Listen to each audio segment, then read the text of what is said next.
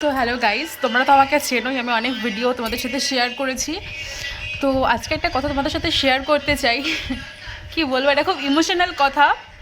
তো তোমরা প্লিজ একটু ধৈর্য ধরে শুনো কথাটা। আসলে কি বলো তো, আজকে না আমি মিশোতে, আজকে না মানে আমি অনেকদিন ধরে মিশোতে কিছু জামা কাপড় কিনছিলাম আমার মেয়ের জন্য। তো কালকে আমি আমার জন্য কিছু ড্রাই ফ্রুটস নিয়েছিলাম। তো পুজো তো চলেই এসছে, তোমরা সবাই জানো পরের মাসেই পুজো। তো পুজো নিয়ে কিছু কথা বলি।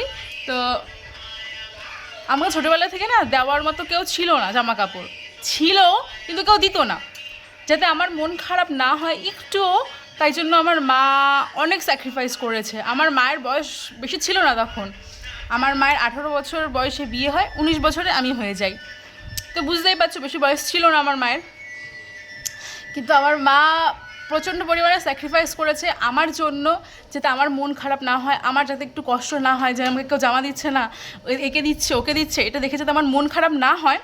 তো সেই জন্য আমার মা নিজে কিছু কিনতো না পুজোতে, কিচ্ছু কিনতো না, কিচ্ছু না। আমার বাবাও নিত না, আমার বাবাও স্যাক্রিফাইস করেছে।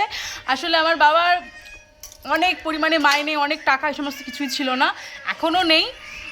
তার মধ্যেও আমার মা আমার জন্য 10-12টা জামা আমাকে পুজোতে কিনে দিত, প্রত্যেকবার পুজোতে কিনে দিত আমি যখন ছোটো ছিলাম। ইনফ্যাক্ট আমি যখন বড় হই তখনও আমাকে অনেক জামা এরকম কিনে দেয়, মা নিজের জন্য কিনতো না। আর কি বলবো, আমার তখন খুব খারাপ লাগতো। আর সেই গুণটা আমার মধ্যেও চলে এসছে এখন। আমি যখন আমার মেয়ের কী বলবো, মিশোতে যখন জামা কাপড়গুলো দেখছিলাম তখন মনে হচ্ছিলো যে না, আমি আমার নিজের জন্য নেবো না, আমি নিজের জন্য না নিয়ে বরঞ্চ এই টাকাটা যদি আমি বাঁচিয়ে রাখি, সেভ করে রাখি, আমার মেয়ের জন্য একটার জায়গায় আমি আরও 2টো জামা কিনতে পারবো। আমার মেয়ের ক্ষেত্রেও সেম, সেরকম কেউ নেই জামা কাপড় অত কিছু দেওয়ার মতো, জিনিসপত্র দেওয়ার মতো। তো এই জন্য আমার মনে হয় যে আমি যদি না নিই, আমার মেয়ের জন্য যদি আরও 2টো নিতে পারি, আরও 3টে নিতে পারি, তো এরকম করে করে বিষয়টি আমি 10-12টারও বেশি জামা আমি সিলেক্ট করে ফেলেছি। তো আমার সবকটাই নেওয়ার ইচ্ছা। অনেকে আবার বলে যে জামা নেওয়া বোকাবি, কী হবে, 2 দিন পর ছোটো হয়ে যাবে, বড় মানে পরতে পারবে না। হোক, ছোট হয়ে যাক, পড়তে না পারুক, ওর এই বয়সটা চলে গেলে আমি আর ফিরে পাবো না আমার মেয়েকে। এই বয়সে 1 বছর 2 বছর এই সময়টা নাকি মানে জামা কাপড় নেওয়াটা নাকি লস।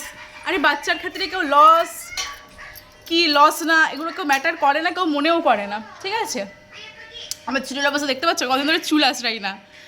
তো বিকজ আমার বাচ্চা, এত খেয়াল রাখতে হয়, আর একার সংসার কীভাবে কী করবো না করব।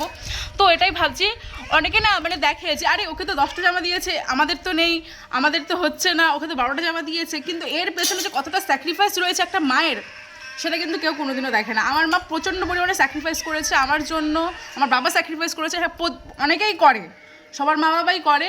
কিন্তু আমার মনে হয় না যে পুজোটা পুরোটা এরকম, খুব কম মা বাবাই আছে যারা হচ্ছে পুজোতে নিজেদের জন্য কিছু না নিয়ে তার বাচ্চার জন্য পুরোপুরি একবারে দিয়ে দেয়, ঢেলে দেয়।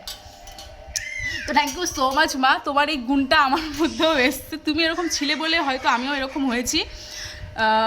থ্যাংক ইউ সো মাচ, আমার কিছু বলার নেই।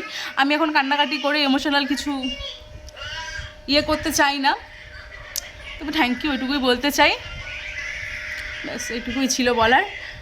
সেই 10-12টা জামার পেছনে প্রচণ্ড পরিমাণে স্যাক্রিফাইস থাকে মা বাবার। আমার মায়ের বয়সও বেশি ছিল না, জাস্ট এগুলোই বলা ছিল। তো চল, আর কারা কারা এরকম আছো বলো। আর হ্যাঁ, আরেকটা কথা, আমার মেয়ে যখন জন্ম নেয়, ঠিক আছে, এবার নার্সিংহোমে তো অনেকে দেখতে আসে, তারপরে আশেপাশের লোকেরা দেখবে অনেকে দেখতে আসে। ভাই এইটুকু বাচ্চাকে দেখেও জাজ করছে মানুষে, ওর চোখের জায়গাটাতে ঢোকানো হয়েছে। কেউ একজন বলছে খুব কাছের মানুষ, চোখগুলো তো নাকি নীল হয়েছে। এগুলো কি কি এগুলো? যার যার বাচ্চা তার তার মায়ের কাছে সেরা, সুন্দর, নিখুঁত। তো দয়া করে প্লিজ কারো মায়ের সামনে তার বাচ্চার চোখ এরকম, নাকটা ভোতা, হ্যাঁ ওর বাবার নাকটা খুব চোখ, আমার নাকটা একটুখানি ভোতা, বলছে কি বাবা নাকটা তো বাবার মতো হয়নি, চোখা মায়ের মতো হয়েছে। তোমরা কি গোবর খেয়ে বড় হয়েছো, গু খেয়ে বড় হয়েছো, খাবার খাওনি, মা বাবা খাবার দুধ খাওয়াইনি, বুদ্ধি হয়নি, দুধ খেয়ে বুদ্ধি হয়নি, গু খেয়েছিলে ছোটোবেলা দিয়ে, যে এরকম করে বলছো? ভেবে পাই না এটা কারা কোনখান থেকে আসে ভাই। মানে একটু মায়ের সামনে তার বাচ্চাকে বলছো বাচ্চা তো রোগা, মোটা না, কী করবো রোগা? তো আপনারা আসুন, এসে খাইয়ে দাইয়ে মোটা করে দেখান। আমার বাচ্চা যেরকম সুস্থ নাকি সেটা দেখুন, ও কতটা ফিট, কতটা জলি, কতটা অ্যাক্টিভ, সেইগুলো নিয়ে বলুন না। ইনফ্যাক্ট তোমাদের কিছু বলার অধিকারই নেই, অন্যের বাচ্চাকে নিয়ে এত কিছু বলার অধিকারও নেই। কী এগুলো? আর যারা যারা বলছে মানে তাদের তাদের যে খুব হামুড়ে দেখতে, হ্যাঁ আমাকে আমার মেয়েকে কেউ বাজে বললাম তাদেরকে বলবো, সেরকম কিন্তু কিছু না। তারপরেও তাদেরকে এসে বলতে হবে যে আপনার মেয়ে তো রোগা কেন, আপনার মেয়ের চোখে এখানটা ঢোকা কেন।